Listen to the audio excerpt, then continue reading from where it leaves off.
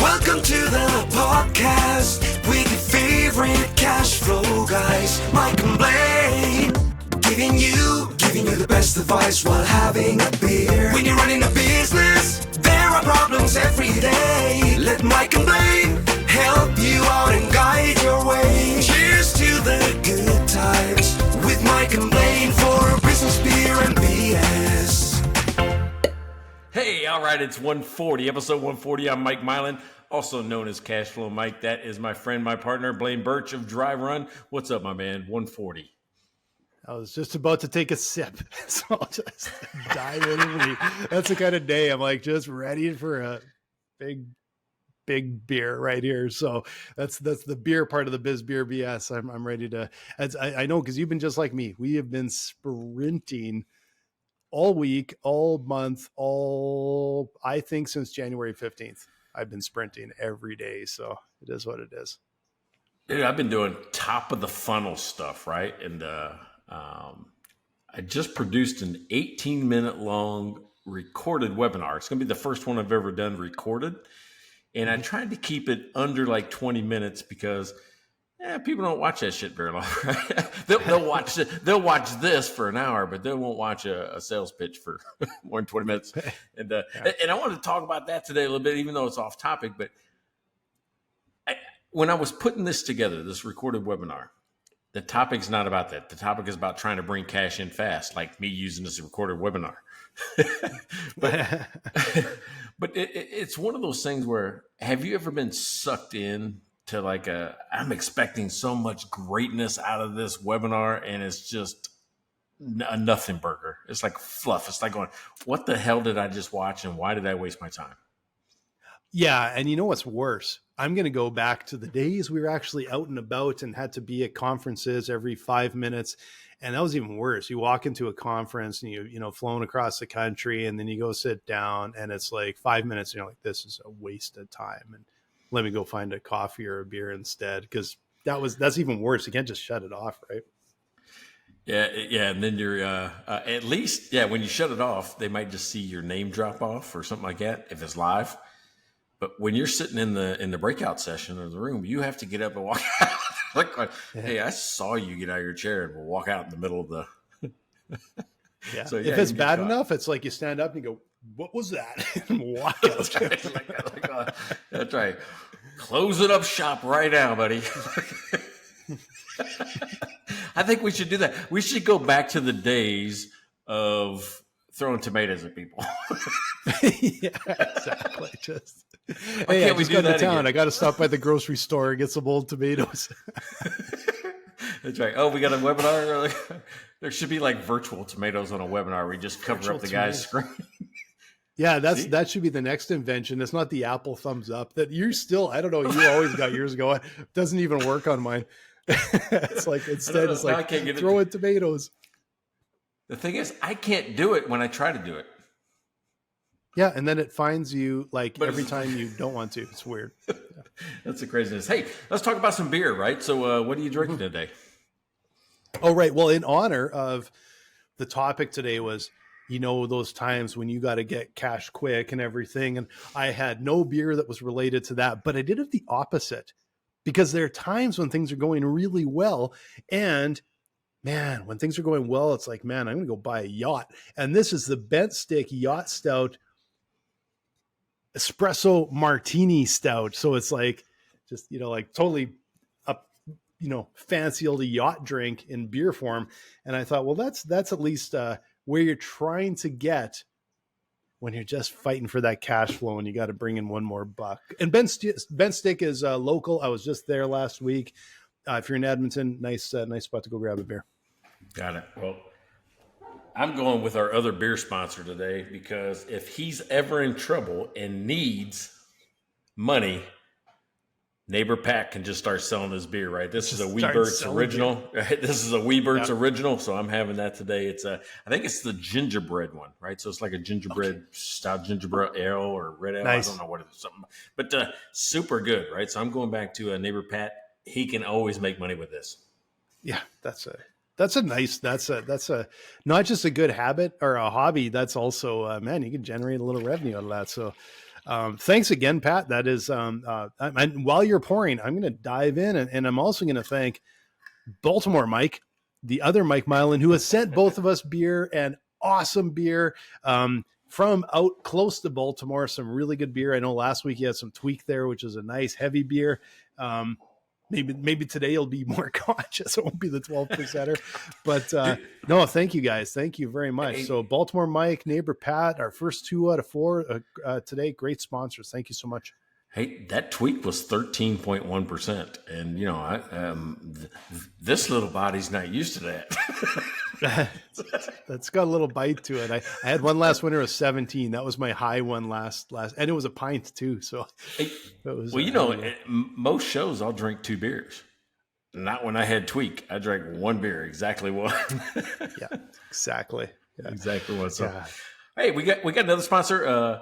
Rachel Barnett of Gentle Frog, right? If you want to know about QuickBooks, you want to know anything about QuickBooks, and you want to get up to speed really fast, check her out, Rachel Barnett over at Gentle Frog. She's always a good friend of the show. Yeah, thank you so much, Rachel. And finally, I'll pass it over to you for Larry.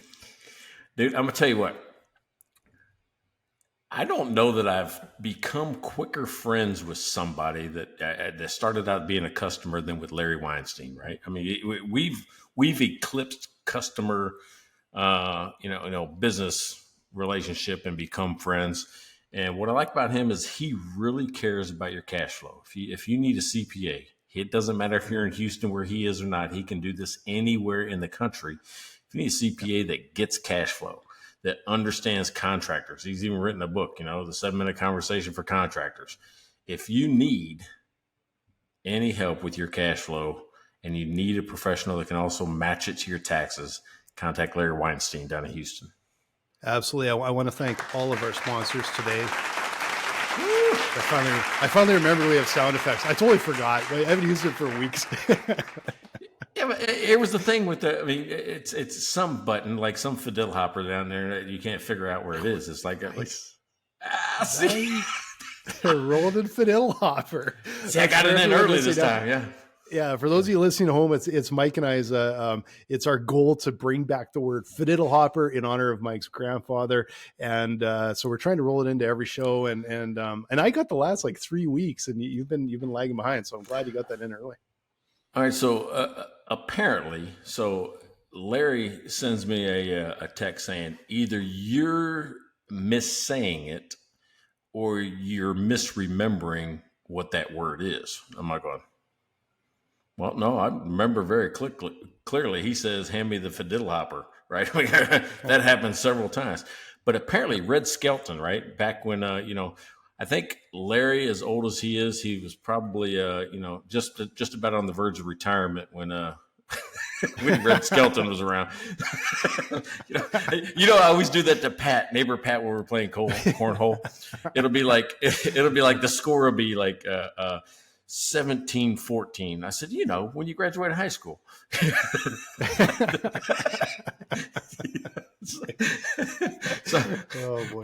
But anyway, apparently Red Skelton had a character called Clem Cadiddle Hopper.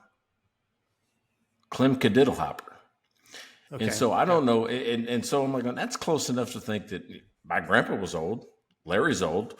They might, maybe they might know some shit together. But that's what innovation is. See, he probably heard it, and then it was in his mind. But it's like that's actually a name of a character. So what he innovated was just a fiddle hopper is a thingamabobber, and so that's I think it's just like complete innovation. And we still have to make the shirt called Fiddle Hopper. I keep forgetting. I told people I'd make one. I forgot all about it.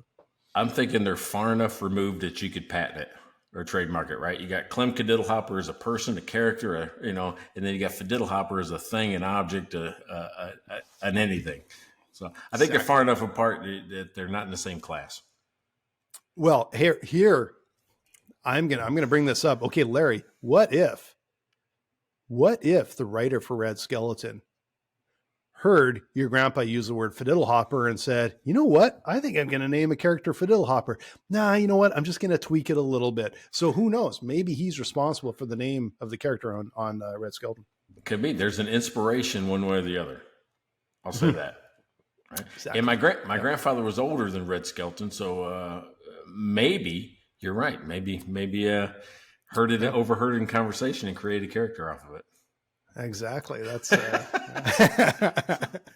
well, we're going to go with that anyway. Yeah. So, all right. So here it is. Today we're talking about cash, right? Believe it or not, two cash flow guys who normally don't talk about cash during their show are talking about cash, but in a different sense. We're not talking about the traditional ways of measuring cash flow and planning for it and doing it the proper way and using tools like dry run and using, any of the clear path to cash concepts that are out there.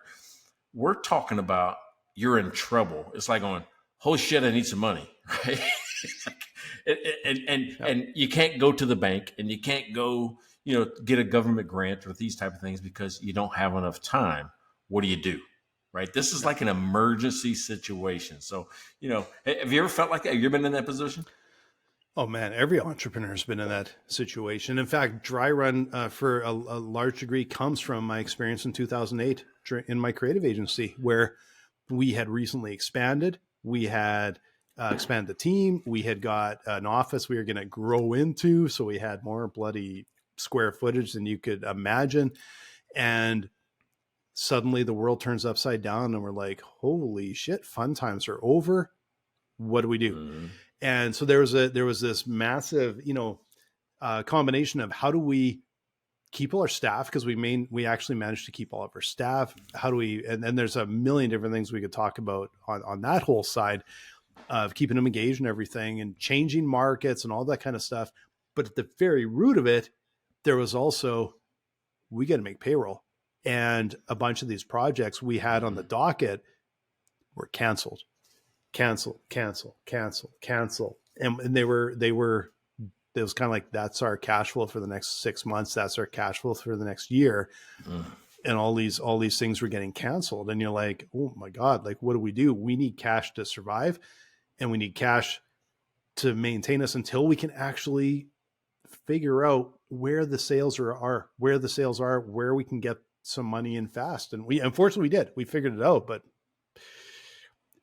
awful time. So boy, I can feel it when you say it. I can feel it like it's happened yesterday. Dude, I've got to tell you, right? When I left the highway patrol, right? And we're always talking about the origin story of how you got to things. But when I left the highway patrol, you got to remember, I didn't make a lot of money, but it was solid money. It was like it was there every single month, time in, time out. Yep. And, it was me like going, I can do better. Right. I can do better than what I'm doing now, with my degree and all that. So I started a business and I thought I'd saved up enough to start. And I think being early on, 29, 30 years old, I really didn't. Right. Because I didn't anticipate some of the stuff, even though I had an MBA, I didn't anticipate some of the stuff that comes up or the timing. I wasn't cash flow Mike in 1900s, right? In 1999, I was just fucking Mike trying to survive. Yep. And it was fear, right? And there's a certain amount of like anxiety and stress that goes along with being hungry at the same time, right? Yeah. So you're doing everything. And then I'm also trying not to embarrass myself of the people that I just left the highway patrol saying, hey, I'm off to do better things. You're never going to see me again. The last thing I wanted to do was go back and go, hey, can I have my job back? But there were times I'm like going, I've got to take care of family. I got to make the house payment. I got to do these type of things. And what you do is you do these impulsive cash grabs. You grab it anywhere you can get it just to get by, just to buy yourself enough time to go a more traditional route. I mean, that's what happened to me anyway.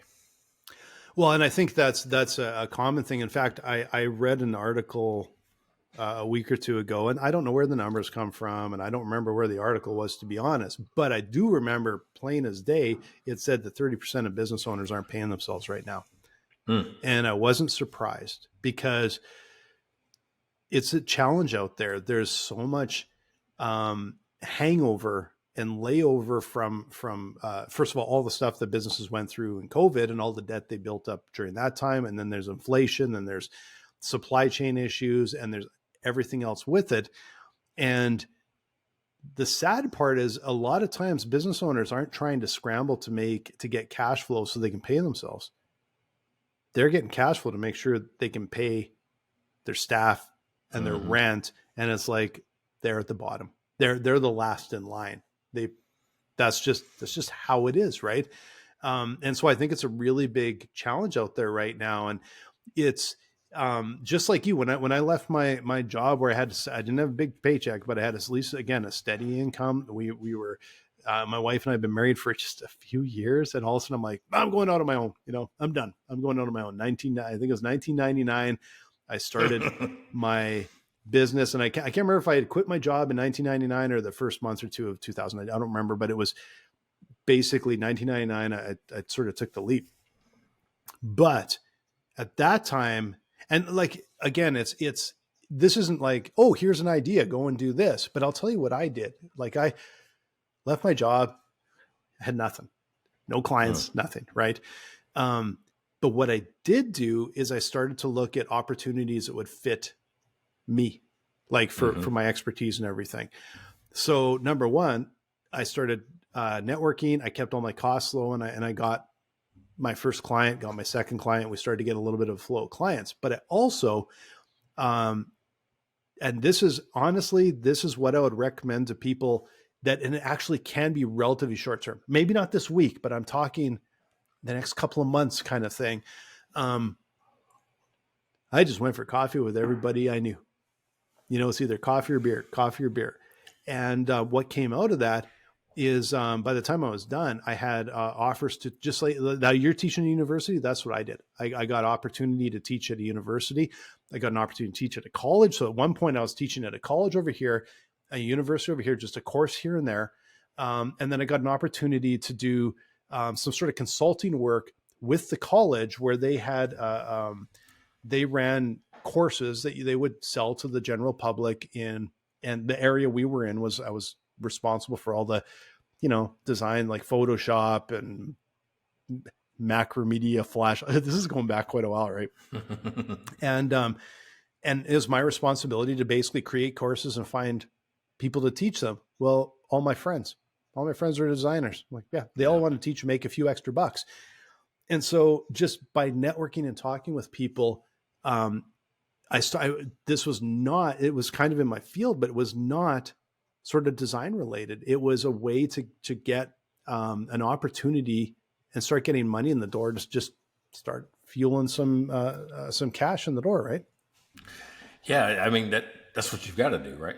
I mean, I had saved enough money, I thought, that should last somewhere between 9 and 12 months of just keep the lights on. I'm not talking about taking a vacation, going out to eat or whatever. I'm like, I just keep the lights on. It was like 9 to 12 months. I'm like going, until I can get this going, I'm not going to take anything out of the company.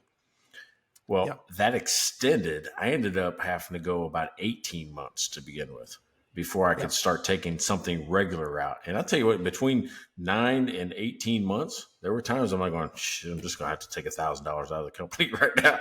Not a paycheck, just a distribution, just to pay a bill, pay a light bill, pay something, just to make it.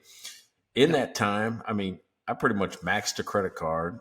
I got a home equity line of credit, and took that out just to keep the business going. And it wasn't because the business was struggling for anything other than timing. Yeah. Because if you looked at it, I also owed taxes. I'm like, well, shit, how am I making money and I don't have any? So there's a big problem in the world when the government wants to tax me on stuff and I don't have any money. Yeah. I know some are wrong. Yeah. We've talked about this before. It drives me absolutely nuts. And I used to I would get so angry. We would send an invoice to a client and you're hoping you get paid in 30 days. But the second you set the invoice or send the invoice, the government's lining up. Give me some money. Give me some money. Give me some money. We haven't got any yet. Oh yeah, but someone's promised it to you. So you're going to have to give us cash. And that to me is absolutely criminal. And that's just how it works. And so there's times where you don't get paid, where someone just literally doesn't pay you, goes out of business, flees the country, whatever it is. And usually it's like, a year and a half ago, I paid taxes on that. And wow, now I can get the tax back that I actually paid 2 years later. Yeah. It's ridiculous, but that tells you how tone deaf government is. For those of you listening, yes, that's exactly what I'm saying. That's how tone deaf government is to small business, right? Yeah. I mean, you know, one of the things like Texas did when I set up Cashflow Mike is I got certified as a veterans owned business, which isn't hard to do if you're a veteran. Right? You just give them the paper. It's really hard to do if you're not a veteran. Yeah. But two things that they did I thought was really nice. One is that they refund your filing fees, right? So they give that back to you. It's only $300. It's only $300, but still, it's that. Take it. Yep. The next thing is that they give you a 5-year window of no franchise tax. Franchise, like, you know, the sales tax, pretty much, right? It's based on the income. So, but there's 5 years of just, hey, get your shit together. You got 5 years, and then this is going to start. I'm like going, what about the companies that don't get? I mean, and now in Texas, they do have like a step thing. If you don't make a certain level of revenue, you don't have to pay it anyway. But, you know, there's some people that have to, that grow pretty quickly, that have to pay that tax pretty quickly, right off the bat, that I'm actually getting a reprieve from. So it's kind of a good deal. Yeah. Yeah. And it's I think what that brings to light too is like Google can be your friend. More so than 1999, right? You know, we didn't have that advantage, but Google can be your friend to try and find out, besides all the networking, is there anything out there that can give you some sort of relief? Because there's likely, not likely, but there could be some sort of program, some sort of something else that can actually give you some relief. But it still comes back to, it's probably not that really quick relief that you may need, right? Yeah. So you mentioned the university thing where you kind of did it to kind of get you going, keep it together. I didn't do it for that reason this time. I did it because I had just moved from Seattle to San Antonio, and I didn't know anybody. And in the first 2 years, there was COVID. It's like, I'm just here, and I work from the house. So again, my coworkers are just the dog. That's my go. So am I going? How am I going to meet people if I don't have a forcing function to get out there and actually meet people and so they can see that I have a skill? How do I do it? And I'm like going, well, if I go do this, I'm plugged into the entrepreneurship community of San Antonio.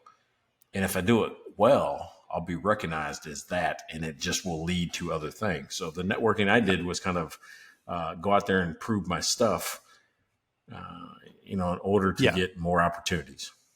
Oh yeah. And that's the difference between a 50 plus Mike and a 20 plus Blaine. Like, as I was starting out my first job, I'm like, I just need cash. And I had to find a way to be able to bring some cash in while I was getting the business going. Cause I didn't have 9 months. I didn't have any, nothing basically.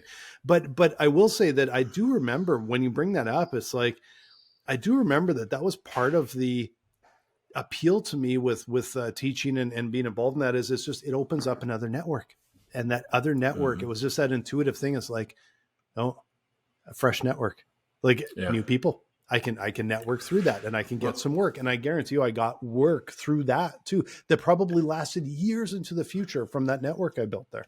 Had to, right? Because the students create a pipeline for the future, right? The students do.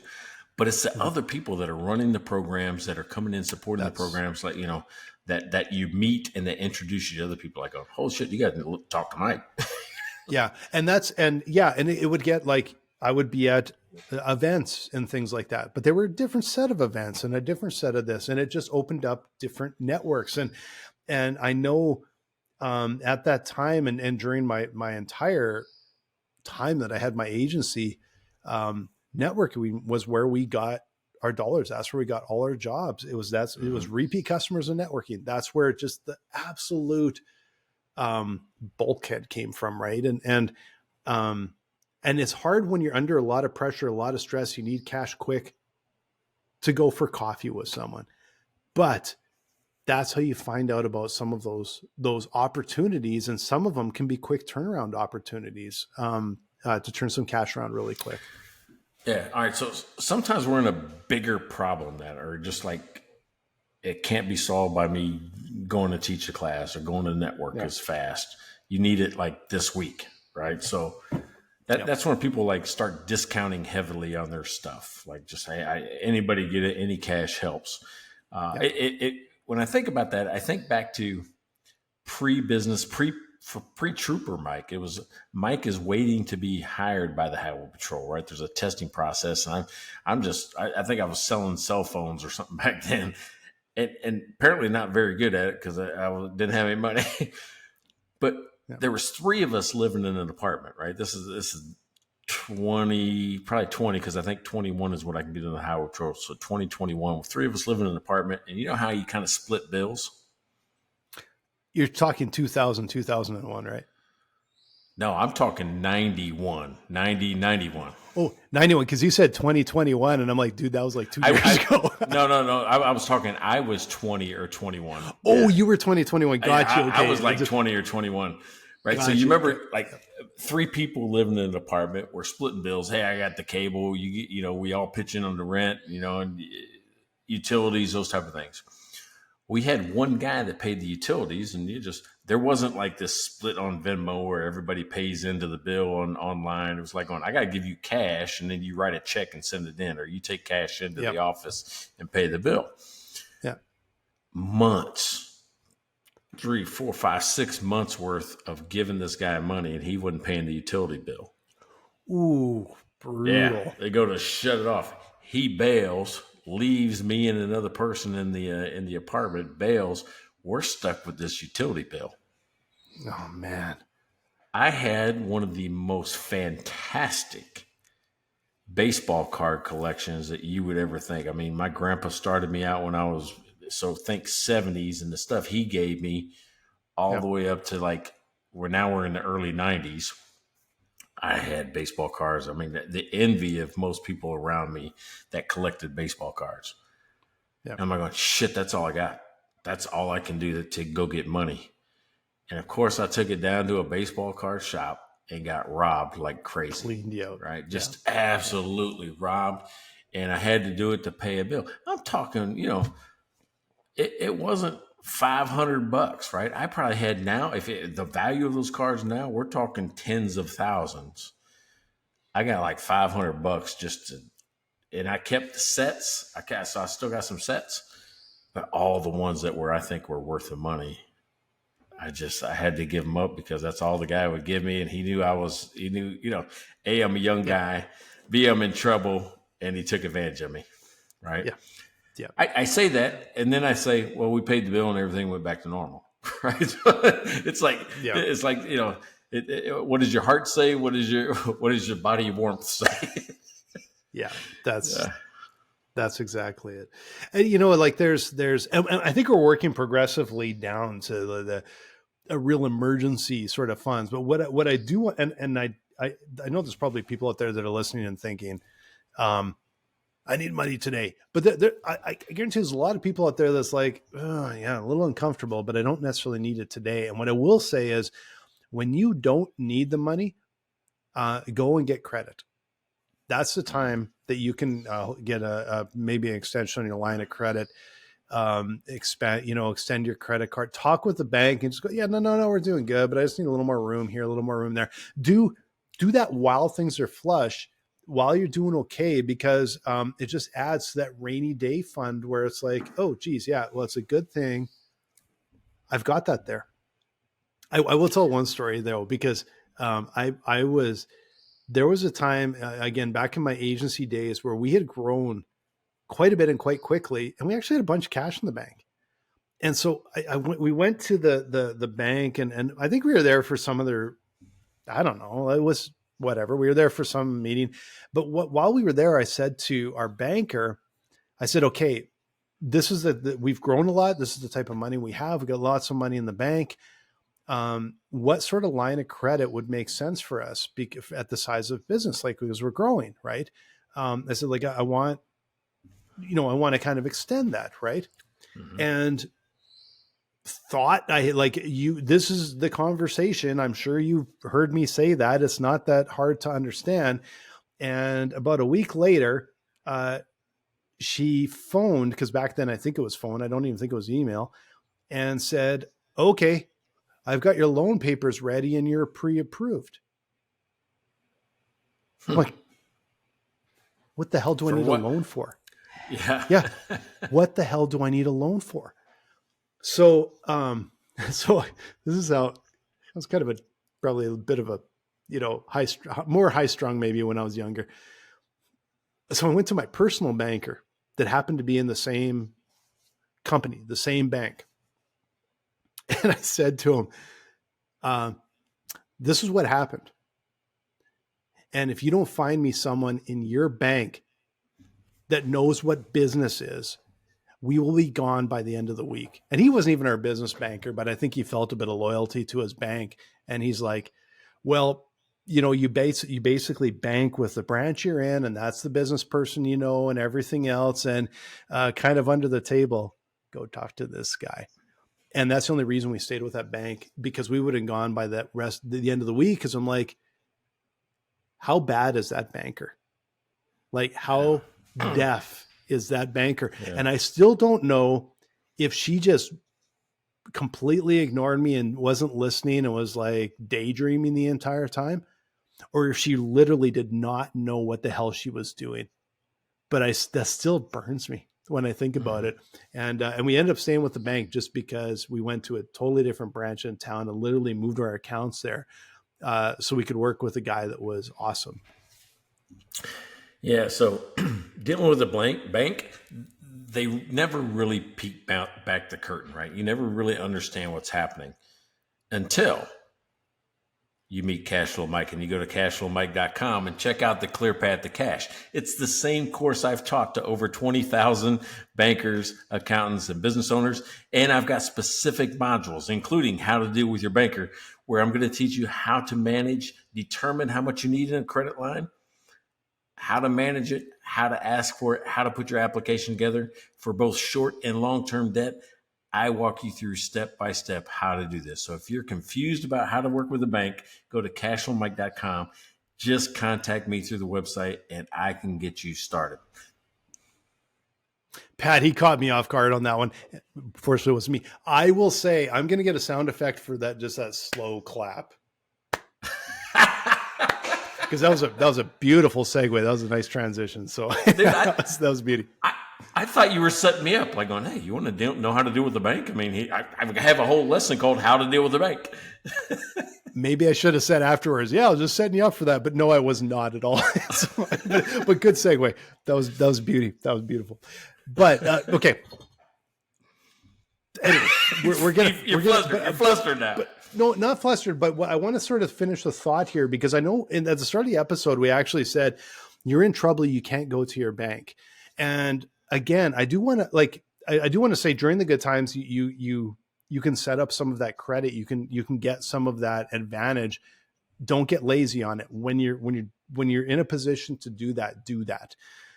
But the part of the reason I was sort of telling that story is the banker we moved to was awesome, and we used him exclusively until he retired. And it was like a sad day when he retired. And despite what, maybe think times have maybe changed a little bit, but it still makes a difference when you're dealing with people. And when you have a banker that you know and you trust, and they understand what you're doing, they will do more for you. They're able to. And so if you're not at a bank, again, this is a little bit longer term, but if you're not at a bank where you've got a banker you really understand, that knows you, that trusts you, that you trust, that you can get meaningful advice from, you may want to think about that if that's the best fit for your business. Because there are times, like I know in 2008, we went to the bank, I remember, and we got some short-term relief, because they knew what was happening. They knew our business. They knew what we were doing. They knew we actually had, we were in pretty decent shape. And the other thing here is we also, and I'm driving a tiny bit here, but we also had good data. We had a forecast of, this is where we're at. This is what our cash flow looks like. This is what our sales pipeline looks like. And I think that brought an awful lot of confidence to the bank because they could tell that we knew what we were doing. We had a plan in place. We had things in line, having up-to-date data on the current, financial state of your business and where you're headed is really, really valuable when you're actually going and talking with someone like that. Yeah. All right. So I'm going to set aside the bank for just a second. I want to go with cash flow is a pipe, right? It's a pipe. Liquid comes in, cash comes in one side and leaves the other. Yep. Two sides. Yep. That means you can put two valves on it, right? You can close off when one gets closed off, which means money coming in, sales are slow, you don't have lines of credit, you don't have access to capital or investors or this type of stuff. You got to turn the other knob. You got to slow the rate that it's going out, right? So there's two different valves and people forget about the second valve. I mean, the easiest thing to do immediately is start cutting cost. I mean, that's the one thing you can do. You don't need approval. You don't need, somebody to tell you yes or no. Some of this shit you're going to have to do by yourself and not have a subscription for. You're just going to do it. Just turn it off. Yeah. It's absolutely true. And there's we really stay on top of that. In the last year, we've been looking again. It's you see the struggles. You see the tightening of belts everywhere. We're tightening our belt, and we've started to look. And it's amazing what you can see when you start really taking a look at the business and under the hood and going, man, we are wasting a lot of money just because we forgot stuff was there. I will say that one of the most frustrating experiences I've had over the last couple of years is auto renewals on software without any notice. And I've been, I have been sort of the victim of that several times. Too. And me too this month. Yeah. And I'm at the point now where I get irate. And I had one that I saw show up on my credit card the other day. It was actually a past staff member that told me they canceled it. They never did. Then now they're gone. And I got hit with a bill, like with a payment that I saw on my credit card. I just about hit the roof. Fortunately, with that company, they actually went, yeah, okay, I get it. And they just refunded and canceled it. Right. But there are services out there that I think are actually doing, frankly, what I would say is completely dishonest business practices. And I'm going to name one right after this because I'm still so pissed off with them. And you know what really pisses me off? We're a small business, and we let our customers know that they're going to be charged. And inevitably, every once in a while, something happens and someone gets charged, but they didn't mean it to get charged. You know what we do? Sorry about that. We'll take care of it. Like, or refund it. Yeah. Like any freaking normal person would do. And I will tell you, and I'm going to name names here because I'm still so pissed off at them. We are only staying with Zoom because it's just too inconvenient for us to move. And what happened with them is every time you add any little bit of service or another staff member, they lock you in for a year. Staff member leaves and you're stuck. And our bill kept getting bigger and bigger and bigger. And there's a bunch of stuff that honestly, I didn't sign up for, got signed up and I didn't, wasn't paying attention. And I just called them one day and said, we don't need all this stuff. And they just basically said, oh, well, yeah, it renewed. This was 6 months ago. And they said, yeah, it renewed automatically in June. I'm like, well, I don't need any of this. And so now it's basically like, well, get lost, come back with us because you have to call within 30 days. And you have to. So now I'm almost at the point where I can call Zoom and say, get me down to what we're actually using. And I'm still going to be stuck for a year, but I don't get discounts for it.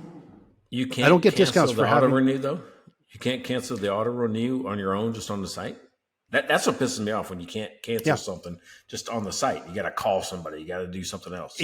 Exactly. And they're, because I guess we're a small business, but it's like, you have to commit to a year. I don't get any discounts. I'm honestly considering canceling and then signing everyone up individually because I'm like, I'm so tired of this. I am so tired of this. And anyone out there, if any of you guys have something that actually you think works as good as Zoom, this has been going on for 6 months, and we're staying with them because I'm not harming our business and moving to another platform and going through all the hassles because it's not worth it. But I almost am, because I hate the way Zoom does business so much that I don't even want to use them. And it bugs me every time we have a Zoom meeting, because I hate the way that they've treated me as a customer. And we've been there for years.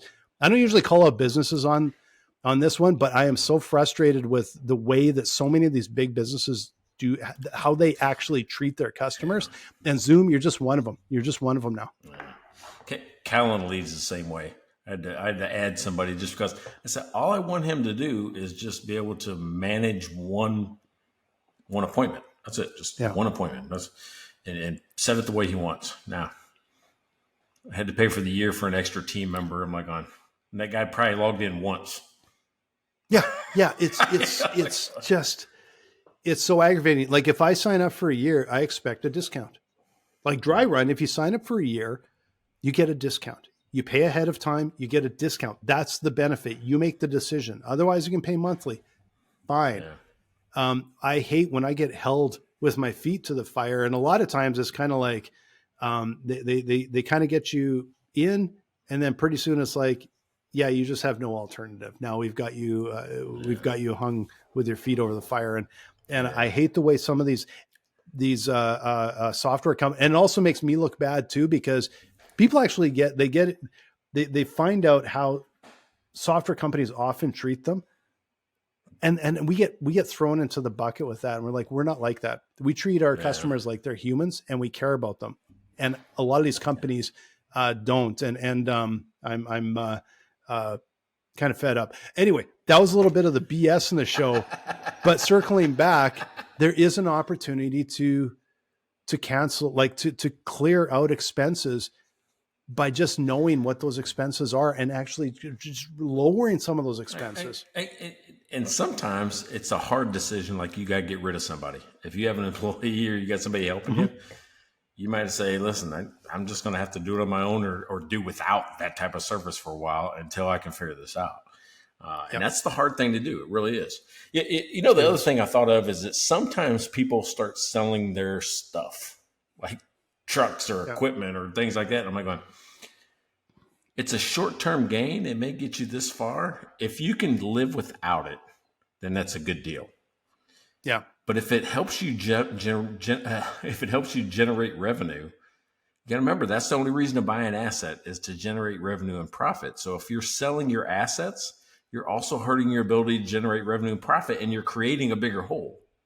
Well, yeah. And I'm going to say, like, that is also, like I said, when 2008 hit, my team was like a family. We didn't want to let anybody go. But make no mistake, I also was very conscious of the fact that they were a really good team, highly talented. And when we started to land business, I had to deliver. And so if I started letting staff go, my ability to deliver goes down, and you can literally kill your business that way. Yeah. You land a job and you do a shitty job and you're done. Like, you just, you erode the business, and you can say, well, lay them off. Do you think they're sitting at home twiddling their fingers? No, they're looking for other work. The chance of you getting them back, when they're good, because I had really great people, I looked at it and went, yeah, lay them off. You might as well, whatever. They're not coming back. They're not going to trust you anymore. And they're going to find work because they're really good. And so that was the other side of it, is not only did I not want to let people go, it's that my ability to, like, you're talking about equipment in a service business, those people are there. That's what generates the money. And so you got to be super careful about letting people go, because you can't necessarily just bring them back. Now, that said, I know a friend of mine, when the oil industry in Alberta here started to slow down, he just kind of mentioned, he goes, yeah, there's been a lot of layoffs, across the board. And he goes, but we haven't really cut to anything important yet. And I asked him, what do you mean by that? And he goes, every company is a bunch of idiots that they want to get rid of. and he's like, it was just kind of an opportunity to get rid of people that probably just are not Uh, good on the team, not a good culture fit, and not. So now I'm not saying that happens very often, but I think it does in fast growth, super high running economies. That's the other side of it is you may have people that are not really honestly helping your business and they're actually costing you a lot of money. Fortunately, I haven't really experienced too much of that. yeah. So here was a real life situation I ran into in New York 2 weeks ago or whatever, whenever I was in New York. Mhm. Rode with a guy, right? And he says he's got a business and it's I forget what it was. Some type of like mobile dog something, like dog sitting, he plays with dogs, right? he takes care of dogs. Takes care of dogs. But I mean, that's his business. That's the one he's trying to get up off the boat. And I guess in New York, there's a need for it, right? Because people go to work and they need somebody to take care of their dog and check in on it and those type of things. So he's trying to get that business off the ground and he's struggling, right? Because it makes a little bit of money, but not a lot. So he's got a child at home and the guy's young. He's like 24, 25 years old. And, you know, it's just like a lot of us. You're just trying to find your place in the world. I ran into him in an Uber. He Yep. said, I said, well, wait a second. You're doing Uber too? He goes, yeah, I have to. He goes, I can't make enough money right now in the dog business. At night, I go do this, right? Because I've got to keep money coming in somehow. If anything, just to keep advertising and keep trying to grow my dog business so I don't have to do this. He goes, what I like about the Uber thing is that I get to do it whenever I want to. I don't have to report to anybody. So it allows me to do my business, build my business the way I want to. And then when I'm strapped for cash, I can go do this. Yeah. Right. One of the things that I wanted to sort of mention here, because this exactly sort of reminded me of like, you're seeing that opportunity, you can do something outside of it, or, you know, that vein that you're working on. But I remember what we were seeing in the first several months of COVID, and especially up in Canada, because I know like down in Arizona, we got down there, it's like, well, COVID was 3 months long. Like it just seemed, it was like they didn't even, Canada was like 2 years of like, no, you're not allowed to do anything kind of thing. Like they're just so over the top, right? But what we saw, which was interesting, was a lot of businesses had to do something and they had to do it fast. And I think there's a lot of really illustrative things that we've seen recently, and we know that a lot of them worked. And the interesting thing to us is that we saw product companies began to offer services and service companies began to offer products, and they rolled them out fast. So, so like what I'm talking about is I'm just trying to remember some examples, but let's say you had a little restaurant. And suddenly you can't have people there, and Uber at that time, like you weren't even making money off of it. And you're bleeding cash, but it was keeping money coming in the door. Another sort of side topic, cash coming in the door might not be profitable, but short-term, it might keep your lights on. But they started to make products. Yeah. If it contributes, yeah. So, Yeah. But to keep their lights on, they can also go, like what we saw was suddenly they're like, yeah, you come in and you're getting stuff to go. And by the way, here's some jams and here's some pickles and here's some of this and here's some of that product by the till. People are coming in to pick up and take it to go, and they could roll that out. We also saw actually people I knew had it was a kids entertainment sort of complex. Of course, now you suddenly like, how do you have a bunch of kids come in and playing games and all that kind of stuff? What they did is they realized the schools were basically shut down, but there's people that still had to go to work. Like there's some people that were like, what do you call them? Like they're I can't remember the term, but they were, you had to be able to go to work. Not everyone, like they were too important not to be at work kind of thing. Right. So what they would do is they basically turned it into a little school, kind of like it's a little place where they would have a tutor, and you could have students, and the students could come in and they could keep their 6 feet apart or whatever it is. But there was a place where these people had to work because they were essential services. Just remember that. could go. So they rolled that up really quickly, right? And we saw that. I'm trying to remember some other examples, but we saw that where product companies would go like, yeah, instead of just doing this, we're going to do personal training or whatever it was that was connected with their business and their brand. It is something that you can roll up relatively quickly if you're clever and you really look at what else could we do that would really connect with that market, and we could roll up fast.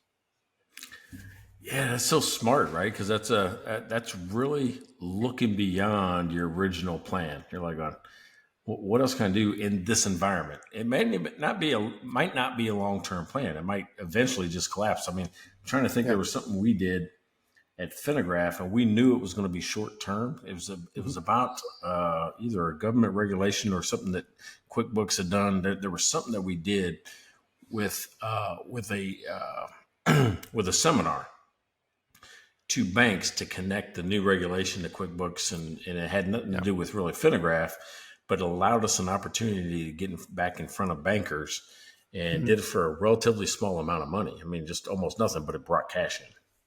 Yeah. And that's the thing, like if we're like, well, of course we're a software company, but if we were looking at, okay, how would we diversify? Just so you know, we don't do this. So don't come asking for it. But let's say we were to go like, okay, well, let's start doing sort of fractional CFO services as a service because we understand this area really well. Or let's do webinars that are teaching businesses how to manage this. Or like there are some of those things that would be service related. We're a software company, so that's where we play. But it could be something that we could roll up, like roll out quite quickly if there was and we saw the need and there was the need for us too, right? You know what was interesting about that? I got to think about it. When I was doing hotel staffing, on occasion, if I ran into cash flow problems, because I had started with a janitorial company and morphed it, I knew how to strip and wax floors, right? And we would go in and say, hey, looks like you guys need some work here in the lobby, or you need some work here, on the back hallway or whatever it is. And I would quote them a strip and wax floor, even though it wasn't part of the hotel staffing business. I would quote it and we'd sell it because it was something I could do. Hey, we can get in here tonight. We can get in here this weekend, when nobody's here. Yeah. It's like, yeah. Reminds me of another, again, just exactly that is actually writing your services, but it's a different market and there's this particular need. What it reminds me of was there's a guy I know that actually does car detailing on just super high-end cars. It does ultra beautiful work. But during COVID, I remember, if I remember right at the start of COVID, what they did is they started going out and basically marketing really rapidly. We could sterilize your vehicles. And when they went after was vehicles that would be moving multiple people, or that wasn't nice cars. It was more like, I can't even remember, like maybe it was DATS. I don't know if you have DATS down in the States, but like disabled vehicle transportation, or I think it was things like that, where it's like, there's a real need.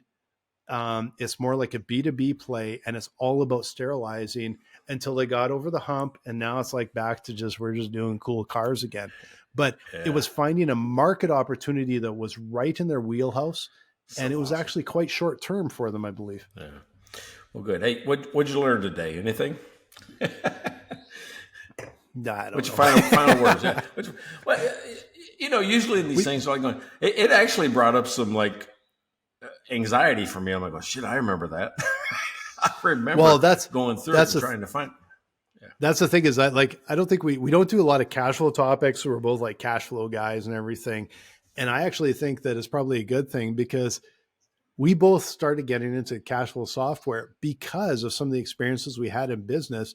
And it does, like right off the start, I had that in the back of my hair, the neck standing up and just like, oh my God, I remember that.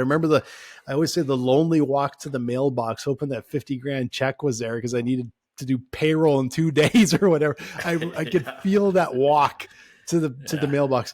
It just, it was so painful. And so hopefully there's something, that you guys got out of this. It was just a really nice little reminder, even for me, that, to me, it's a little bit of, can you lift your head above water and take a look around at sort of a little bit of the big picture? And I'm going to just bring this up a little bit too, is like we were just driving back from Arizona to Canada. We kind of diverted. We went over to it's an awesome trip, by the way. Went over to the coast and started in Encinitas, just north of San Diego, and worked our way up the coast. And it was awesome. We just loved the trip.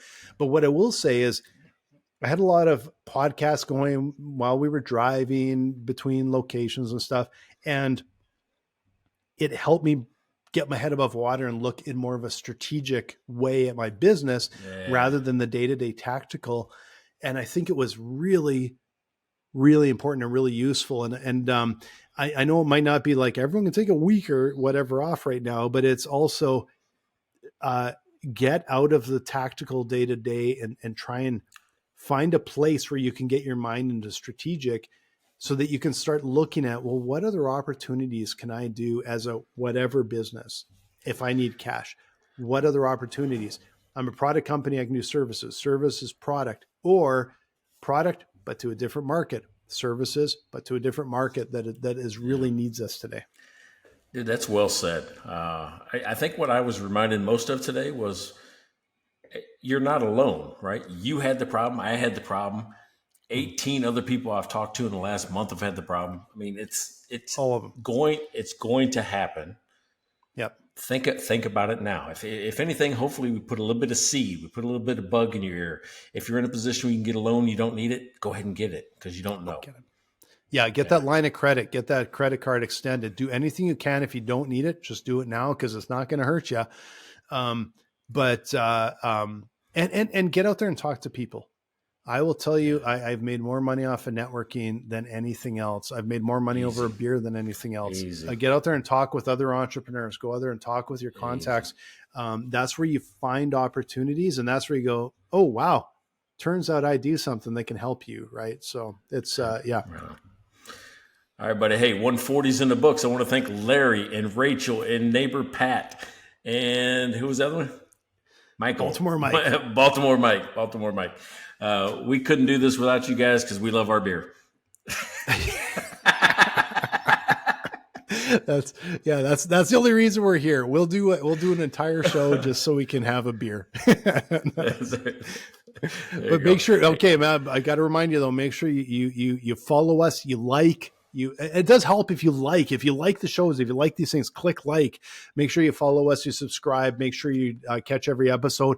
It's growing, guys. And Mike and I were talking about the other day, we want to be in the top 5 to 10% of all podcasts by next summer. And we can see it. So we never sort of thought about that before. We're just doing it for fun, and we're still doing it for fun, but we would like to continue to grow and talk with more people. And so make sure you like, you follow, you subscribe. And you tell your friends. And tell your friends. That's a really good one. That's an important one. We never say that one. We never say that. No wonder they don't tell their friends because we never ask them to. We never ask. Go tell your friends. And also tell people you don't even like. There you go. There you go. Hey, I appreciate you. I'm grateful. Thanks again. Check out their website at mikeandblaine.com. Then subscribe to the podcast and buy these guys a beer.